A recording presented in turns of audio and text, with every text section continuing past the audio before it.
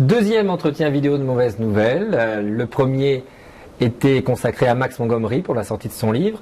Et aujourd'hui, nous recevons le père Jean-Baptiste Nadler. Mon père, bonjour. Bonjour. Donc on vous reçoit pour la publication d'un petit livre, petit par la taille, mais essentiel par son contenu, donc qui s'intitule « Les racines juives de la messe ». Exactement. Très bien. Donc « Les racines juives de la messe », tout de suite un titre qui nous intrigue. Moi j'ai dévoré ce livre, j'ai eu envie de le relire plusieurs fois et je continuerai sans doute. Il décrit globalement comment la messe catholique prend ses racines, son fondement dans le symbole des sacrifices du temple, dans les prières de la synagogue, etc. Et je vais venir à ma première question parce que on est là pour vous entendre, pour mieux comprendre votre démarche. Pourquoi pour quel public en fait avez-vous écrit ce livre? Est-ce pour la conversion des Juifs? Est-ce pour que les chrétiens comprennent davantage ce qu'ils font parfois machinalement, par habitude? Est-ce pour les former? Enfin voilà, déjà, à quel public s'adresse? Ou peut-être aux indifférents, parce qu'il n'y a pas que les chrétiens et les Juifs, il y a aussi tout un tas d'indifférents, et peut-être que votre livre peut leur parler. Le public, il est essentiellement chrétien. Il s'adresse à un public de chrétiens, j'allais dire même de catholiques, pratiquants, plus ou moins, qui connaissent un peu les rites de la messe, puisque je décris assez peu, en tout cas pas toute l'étendue des rites de la messe. L'origine de ce livre, c'est d'abord une série de conférences et de cours d'introduction à la liturgie que j'ai pu faire pendant quelques années. Et même l'origine des origines, c'est une petite conférence que j'avais donnée à Rennes il y a pas mal d'années, à une demande des chevaliers du Saint-Sépulcre, qui voulait une petite conférence sur les rites de la messe. Je me suis dit, c'est un sujet tellement vaste, tellement fouillé déjà, quel angle d'approche plus serré puis-je donner pour ce groupe des chevaliers du Saint-Sépulcre? Alors à partir de là, j'ai extrapolé, je me suis dit, les chevaliers du Saint-Sépulcre sont des gens qui ont pour but peut-être un peu de soutenir les chrétiens en Terre Sainte, mais leur nom, Saint-Sépulcre, le lien à Jérusalem, etc. De fil en aiguille, je me suis dit, bon, eh bien, je vais aborder cette dimension des rites de la messe à travers leur origine juive. Et cette petite conférence je crois, a bien répondu, a ouvert des perspectives intéressantes pour eux, mais aussi d'abord pour moi. Donc j'ai continué à travailler ce sujet, et lors de différents cours que j'ai pu donner à des étudiants ou des jeunes sur des cours d'introduction sur la liturgie, je prenais systématiquement cet angle d'approche parce que je trouvais pas très habituel. Et j'ai vu petit à petit que cet angle d'approche intéressait. C'est à partir de là que je me suis dit peut-être qu'il faut que je mette mieux en forme pour publier ces quelques éléments. D'accord, d'accord. Donc j'ai oublié de vous présenter. Vous êtes prêtre de la communauté de l'Emmanuel, prêtre de l'Église catholique. On peut se poser la question, en tout cas moi je me la suis posée en lisant le livre. Je me dis tiens, on parle de la messe. Moi, ça a évoqué un peu en arrière-plan Redemptionis Sacramentum de Joseph Ratzinger à l'époque. Je me dis, est-ce qu'on n'est pas finalement dans le débat moderne et traditionnaliste? Est-ce que ce livre ne sert pas à redonner tout le sacré à la messe? Et je me dis, mais est-ce que ce débat est encore d'actualité? Sans doute. Voilà, enfin, je me suis posé toutes ces questions. Et en même temps, ça va plus loin, puisque ce n'est pas que refonder le sacré, mais refonder la filiation, donc avec les Juifs. Donc voilà, moi je dis comment s'inscrit ce livre dans ce débat moderne, traditionnaliste? Est-ce qu'il y rentre ou est-ce qu'il en fait la synthèse? Est-ce qu'il tranche? Voilà, enfin c'est la synthèse ou trancher, je pense. Est-il né celui qui le fera? Et puis la comparaison est par trop flatteuse, évidemment, avec le Saint-Père, avec le pape Benoît XVI. D'abord, je précise que ce sujet de l'origine juive des rites de la messe a déjà été amplement traité quant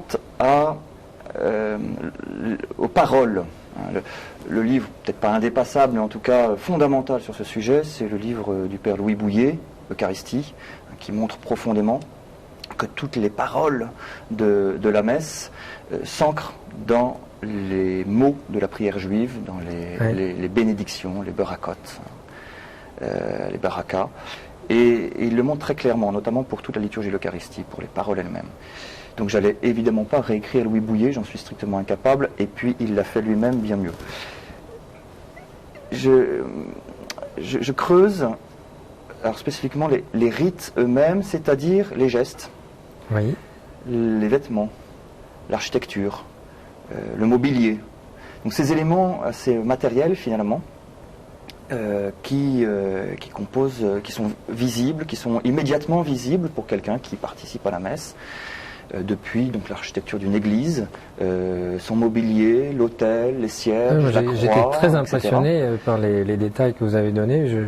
J'étais loin d'avoir conscience de la force symbolique de tous ces détails et de la filiation. Chaque détail est issu d'une histoire qui s'est maturée, qui a mûri au cours des siècles de la liturgie.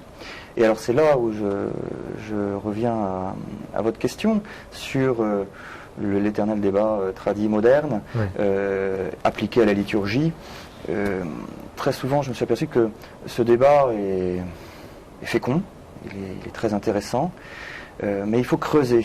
Alors moi, ma formation étant une formation bénédictine chez les Bénédictins de Solesmes, où j'étais novice pendant 2 ans, je suis très attaché non seulement à la figure de Don Guéranger, mais même oui,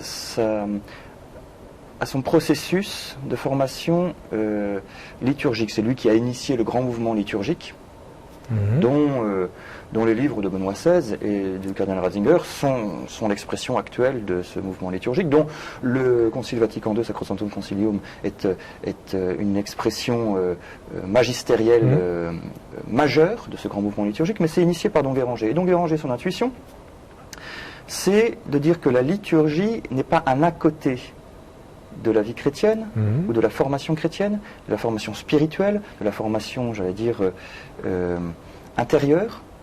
Au contraire, la liturgie est au contraire au cœur de la vie chrétienne. Voilà pourquoi le Concile Vatican II va pouvoir dire dans Sacrosanctum Concilium que la liturgie est la source et le sommet de la vie chrétienne. Mais ça, c'est l'intuition de Don Guéranger. Oui. À partir de là, Don Guéranger se dit, si c'est la source et le sommet, il faut donc connaître la signification de la liturgie pour pouvoir rentrer dedans, pour pouvoir s'en nourrir. Et c'est exactement ce que va reprendre le Concile Vatican II en disant qu'il faut viser à, pour une restauration de la liturgie, une participation pleine, conscience active. Conscience, ça veut dire qu'il faut connaître. Pourquoi je fais tel geste? Pourquoi je dis telle parole? Pourquoi je fais telle procession? Pourquoi il y a tel mobilier? Et c'est précisément là-dessus que on peut, il me semble, sinon dépasser, du moins faire avancer un peu le débat traditionnaliste, moderniste, sur les rites, en disant, mais allons plus loin, le sens des rites ne s'ancre pas que au IVe siècle. Oui. Allons plus loin. Don Guéranger, à son époque, la recherche archéologique liturgique de l'époque de Don Guéranger, donc milieu 19e siècle, deuxième moitié du 19e siècle, s'approfondissait surtout sur la liturgie romaine, la grande liturgie romaine à partir de la paix constantinienne, des grandes basiliques romaines et un développement. Et maintenant, la recherche archéologique va plus loin, et on peut profondément reculer de plusieurs siècles largement les origines. Et on voit que ça s'ancre dans les origines juives. Alors les origines juives, c'est le temple de Jérusalem, la liturgie du temple. Oui, oui. Qui n'existe plus depuis l'an 70. Exactement, depuis la destruction. Depuis la destruction. La liturgie de la synagogue, qui existe toujours, mais qui a évolué et qui s'est transformée, qui a muté depuis l'époque du Christ. Et puis, l'autre lieu de la liturgie juive, source de la liturgie chrétienne, c'est la liturgie que j'appellerais la liturgie domestique. Tous les rites à la maison, j'ai tous vu les ça. rites Je ne connaissais pas du tout, effectivement, et on peut penser même que le Christ a été baigné là-dedans, dans cette liturgie domestique aussi. Alors non seulement le Christ, Mais tous les chrétiens, oui. tous les premiers chrétiens. Rappelons-nous bien, et ça c'est fondamental, on le sait, mais on a du mal, je pense, parfois à bien saisir les implications concrètes pour aujourd'hui, c'est que tous les premiers chrétiens sont des juifs. Oui. Ils sont des juifs pratiquants. Tous les premiers chrétiens. Lorsque nous lisons le Nouveau Testament, je renvoie par exemple aux Actes des Apôtres, donc cette histoire de la première génération chrétienne, on va dire. Nous voyons les premiers chrétiens, les apôtres, les premiers disciples, hommes et femmes, participer activement à la vie liturgique juive, à la vie juive. Ils sont juifs, ils découvrent en Jésus, ils reconnaissent en Jésus le Messie d'Israël. Ça ne fait pas sortir de la vie juive ou de l'espérance juive, bien au contraire. Au contraire, oui. Mais bien au contraire, cela accomplit, avec toute la dimension de l'accomplissement, j'en parle dans le livre, qui n'est pas simplement un déroulement continu d'un accomplissement. Il y a un élément de fidélité, mais aussi des éléments de rupture et des éléments de dépassement. Les trois caractéristiques de l'accomplissement par le Christ de l'espérance messianique d'Israël. Les premiers chrétiens sont tous juifs. Ils vont au temple, ils vont à la synagogue, comme Jésus lui-même. Ils pratiquent la vie rituelle juive qui habille le quotidien, les bénédictions avant de manger à table, de se laver les mains ou pas. D'ailleurs, il y a des controverses entre Jésus et les pharisiens sur ces questions-là. Nous voyons Saint Paul qui va commencer systématiquement partout où il va évangéliser dans le bassin méditerranéen, en Asie mineure, en Grèce, à Rome, etc. Il commence systématiquement par rentrer dans les synagogues, par aller prier à la synagogue, comme juif qu'il est, et il en est fier, et il le dit. Hébreu, fils d'Hébreu, il est lui-même de la tribu de Benjamin, il a une formation pharisienne, et il s'adresse d'abord à ses frères et sœurs juifs. Les premiers chrétiens sont juifs, et la liturgie chrétienne s'étant développée dès l'origine. Les apôtres ont célébré la messe dès après la Pentecôte. Comment l'ont-ils fait? L'archéologie et l'histoire liturgique de nous préciser les choses, mais ils ne l'ont pas fait à partir de rien. Ils l'ont fait à partir de leur propre pratique pratique liturgique de juifs. Il y a un verset qui est très intéressant dans les Actes des Apôtres, chapitre 6, verset 7, qui précise que de nombreux prêtres du temple de Jérusalem, des desservants du temple de Jérusalem, des Kohanim, comme on dit en hébreu, pluriel de Kohen, de nombreux Kohanim, servant donc au temple de Jérusalem par tranche de 15 jours selon un roulement de leur classe sacerdotale. Il y a 24 classes sacerdotales. Et bien de nombreux prêtres juifs deviennent chrétiens. Les Actes des Apôtres le précisent. On a aussi des Lévites. Donc de ceux qui servent au temple de Jérusalem. Barnabé, disciple, compagnon de Saint Paul, celui même qui met le pied à l'étrier à Saint Paul, Barnabé est un lévite, originaire de Chypre. Donc en tant que lévite, il assurait 2 semaines par an son service de culte au temple de Jérusalem. On a comme ça des spécialistes de la liturgie du temple qui deviennent chrétiens. Dès le début. Dès le début. Du coup, vous introduisez ma troisième question qui est vraiment liée à ça, c'est-à-dire effectivement, votre livre montre la filiation, l'absence de rupture. On parlait de rupture tout à l'heure en évoquant l'accomplissement, parce qu'il y a une part de rupture, et néanmoins il n'y en a pas. Il y a une vraie filiation, et je me posais la question, nous, chrétiens catholiques, est-ce qu'il peut être souhaitable que l'on s'intéresse davantage à la culture juive? Alors votre réponse va être forcément oui, sinon vous n'auriez pas écrit ce livre. Mais même, je dis peut-être qu'on ne lit pas suffisamment l'Ancien Testament, peut-être qu'on ne s'intéresse pas suffisamment à ces religieux, à ces gens qui sont peut-être dans nos villes et qui partagent ce même socle. Inversement, pour aller jusqu'au bout de ma question, est-ce qu'il peut être souhaitable pour des juifs, peut-être que c'est plus difficile pour nous d'y répondre, mais est-ce qu'il peut être souhaitable pour leur foi, sans penser aussitôt à une conversion, mais est-ce qu'il peut être souhaitable pour eux, pour nourrir leur foi, de connaître davantage la nôtre? Voilà, c'est un peu une question à double sens. Première partie de la question, je pense au prêtre Marcion. Marcion, au IIe siècle, est un prêtre chrétien. qu'on a retenu comme donc l'initiateur de son hérésie, le marcionisme, oui. et qui a justement voulu faire une coupure radicale avec l'Ancien Testament. Pour schématiser, Marcion présente le Dieu de l'Ancien Testament comme un Dieu mauvais, vengeur, Oui. violent. Ce qu'on entend encore maintenant. Hein. Mais il y a beaucoup de marcionnites. Ah oui, voilà. Toujours. 19 siècles plus tard, il y a toujours des marcionnites, hélas. Et lui opposant donc le Dieu du Nouveau Testament, Dieu de bonté, de miséricorde. Et Marcion a voulu expurger tout le Nouveau Testament de ses références à l'Ancien Testament. D'abord de couper Oui. avec l'Ancien Testament, et ensuite dans le Nouveau Testament d'expurger tout ce qui est référence à l'Ancien Testament. Alors, en fait, c'est peine perdue parce que l'ensemble du Nouveau Testament est complètement, entièrement tissé des références à l'Ancien Testament, de la culture, tout, à tout point de vue. Culture biblique, mais aussi donc culture liturgique. Puisque n'oublions pas que la tradition précède l'écriture. Quand je parle de tradition, c'est-à-dire la façon de vivre et d'exprimer sa foi d'une manière vivante, tradition vivante. Cela précède l'écriture. Les apôtres ont suivi Jésus, se sont transmis son enseignement, ont prié, ont vécu comme chrétiens, avant même de mettre par écrit le Nouveau Testament. Il ne faut pas oublier que la tradition précède l'écriture. Oui, d'ailleurs, il est écrit nulle part que Jésus a dit d'écrire des évangiles. Il a créé une église, mais il n'a pas dit qu'il fallait écrire un bouquin. Hein. Enfin bon. Les textes du Nouveau Testament, la Bible contient la parole de Dieu étant le Verbe lui-même, c'est-à-dire le Fils de Dieu, le Christ incarné. Tandis que la tradition porte la parole de Dieu. Il n'y a pas deux sources, il n'y a qu'une seule source. Hein, c'est le Christ, Verbe de Dieu, parole de Dieu.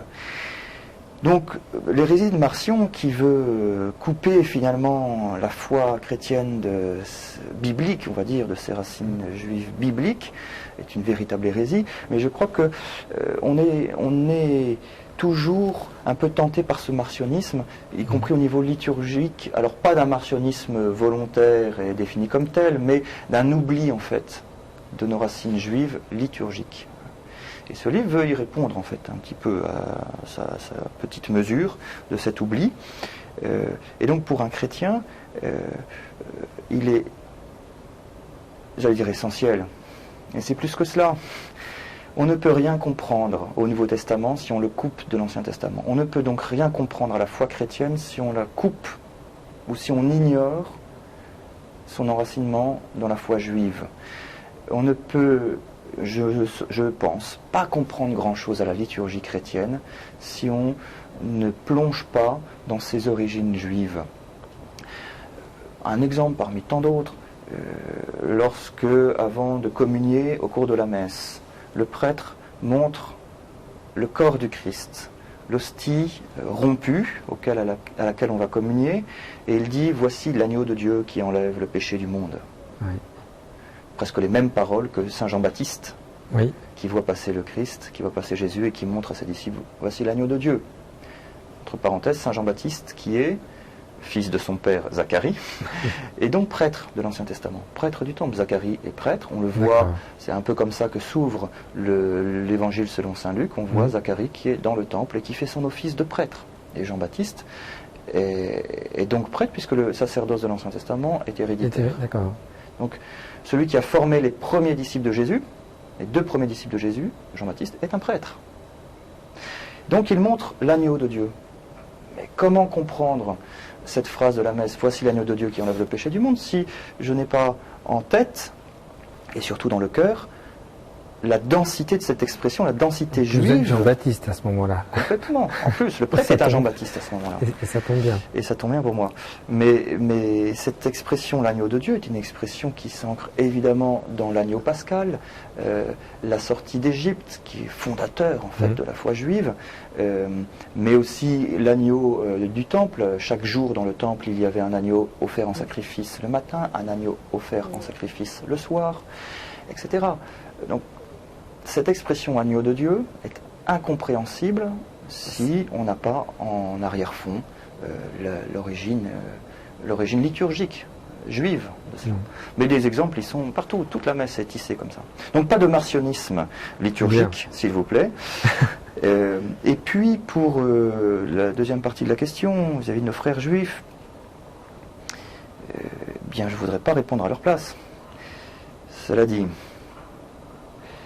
ma petite expérience de rapports amicaux et même fraternels avec la communauté juive dans la ville où je me trouve montre que quand on aborde ces sujets-là, cette relation, je pourrais même dire presque œcuménique, puisque vous savez que la relation, le dialogue avec nos frères juifs, même à Rome, ne dépend plus du dialogue interreligieux, mais dépend dans l'organisme de la curie de l'œcuménisme, du rapport entre chrétiens.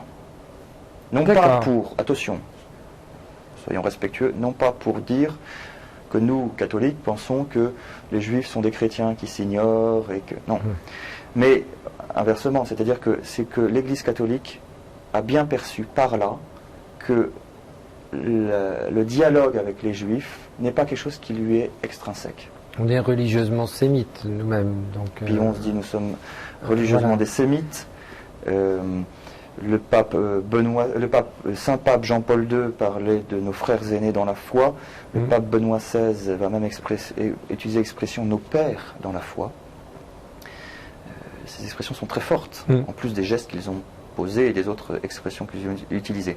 Et donc à chaque fois que j'échange sur le domaine liturgique avec nos frères juifs, je m'aperçois que c'est un sujet sur lequel ils vibrent et qu'ils sont heureux de communiquer dessus, et alors particulièrement sur la question du temple, puisque depuis l'an 70 de notre ère, il n'y a plus de temple.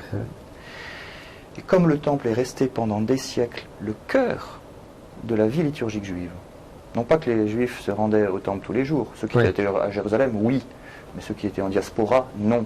Mais en référence, c'était le cœur de référence, la destruction de ce temple est un drame pour eux. Et quand on évoque la référence au temple, quand on évoque que pour nous chrétiens, le temple, la liturgie du temple est une référence vivante pour nous, puisque dans nos rites de la messe, nous avons conscience d'exprimer l'accomplissement de ces rites du temple, eh bien je vois que très souvent, entre guillemets, ils vibrent et le contact se fait assez facilement. Actuellement, toujours, les Juifs sont en référence au temple, puisque chaque synagogue est tournée vers l'esplanade du temple. Pas que vers Jérusalem, mais dans un point focal de Jérusalem qui est l'esplanade du temple. Et nous connaissons tous ce kotel, ce mur occidental, improprement appelé mur de lamentation. En fait, on ne s'y lamente qu'une fois par an, au 9 du mois de Av, qui commémore justement la destruction du temple.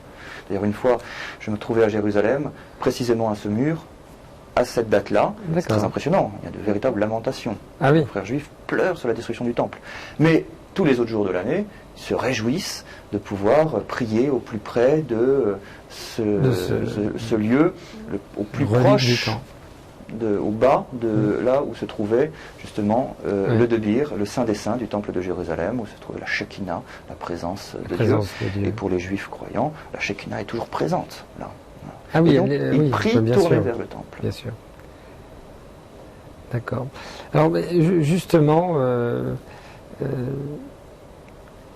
vous avez évoqué tout à l'heure, parlant de nous chrétiens, la nécessité que l'on sache ce que l'on fait, que l'on soit enseigné, que l'on apprenne, que l'on comprenne. Et moi, je me posais la question de l'usage de votre livre, et il m'est apparu à un moment donné, j'ai dit, mais il faut qu'on le lise à plusieurs. C'est essentiel qu'on partage, qu'on fasse des commentaires à plusieurs. On fait les choses de façon toujours trop horizontale, on fait les choses de façon toujours trop machinale. Je me dis, il y a un enjeu de formation, connaître ce que l'on fait, connaître ce que l'on est. Et puis, je me dis, cette formation, elle est peut-être beaucoup plus large, elle s'adresse peut-être à un public plus large. Alors, je ne sais pas si c'était votre ambition, sans doute, vous vouliez pouvoir former, sans doute, les chrétiens avec ce livre. À l'origine, combattre l'ignorance. Tout à l'heure, vous avez parlé de l'oubli, donc vous avez dit le mot oubli. Alors, combattre l'oubli ou combattre l'ignorance, c'est parfois des choses très proches. Je pense que c'est un oubli qui n'est pas volontaire. L'oubli de ses racines juives n'est pas volontaire. Et même au contraire, il me semble qu'il y a actuellement, depuis, mettons, si j'essaie de sentir les choses, depuis une cinquantaine d'années, grâce notamment au magistère, grâce aux papes successifs, une redécouverte de ces racines juives de la foi chrétienne. C'est assez net, et même très net au niveau biblique. Alors, ça a toujours été au niveau biblique, mais même actuellement, je parle pas des spécialistes, je parle de l'ensemble des chrétiens. Les sessions de découverte du judaïsme de l'époque du Christ ou actuelle, parce que c'est pas sans lien, se développent de plus en plus. Ces sessions de découverte du judaïsme. Au niveau biblique, le fait de découvrir aussi la lecture, on va dire, rabbinique, la tradition rabbinique d'interprétation de l'Ancien Testament sont des choses qui nous aident nous-mêmes à lire le Nouveau Testament, puisque finalement, d'une certaine manière, le Christ, Jésus lui-même, parfois agit comme un rabbin ou fait une relecture de l'Ancien Testament à la mode un peu rabbinique. Et même les écrivains du Nouveau Testament, Paul, très clairement, Paul a une formation de rabbin, en fait, de rabbin de l'école pharisienne. C'est exactement ce qu'il fait. C'est exactement ce qu'il fait. Donc comprendre cette façon de faire est quelque chose qui intéresse de plus en plus de personnes, il me semble.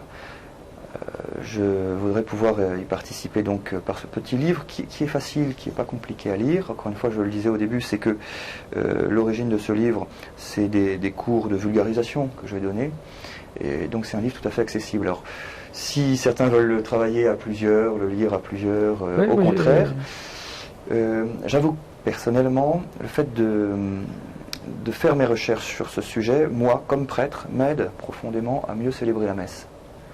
À mieux non seulement respecter les données liturgiques, les indications liturgiques, mais à mieux les respecter non pas simplement d'une manière formelle et extérieure, comme dans une espèce de ritualisme où je fais le bon geste parce qu'on me le demande, mais finalement je ne sais pas pourquoi je le fais. Et d'ailleurs j'en parle dans le livre, les conséquences dramatiques du ritualisme, qui finalement amènent à un relativisme liturgique.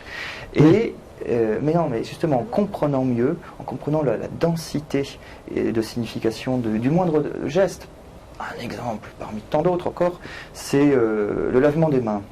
Vous savez qu'à l'autel, le prêtre, après avoir reçu les offrandes, après avoir fait le geste d'offertoire, de présenter les offrandes, de les déposer sur l'autel, avec les paroles qui l'accompagnent, il va faire le rite du lavabo. Lavabo inter innocentes manus meas. Je laverai mes mains en signe d'innocence avant d'approcher de ton autel, Seigneur. Ce geste, donc c'est un servant qui lui lave les mains. J'ai parfois entendu, y compris dans des formations au séminaire, donc de futurs prêtres, que ce geste a pour origine l'époque médiévale ou ancienne, où les fidèles offraient au moment de la quête non pas de l'argent, mais des produits de la terre, et que les prêtres avaient donc les mains sales parce qu'ils avaient eu les poireaux entre les mains ou les pommes de terre, etc. C'est faux, complètement faux. C'est faux d'abord parce que c'est pas le prêtre qui reçoit les offrandes de la part des fidèles directement, c'est le diacre.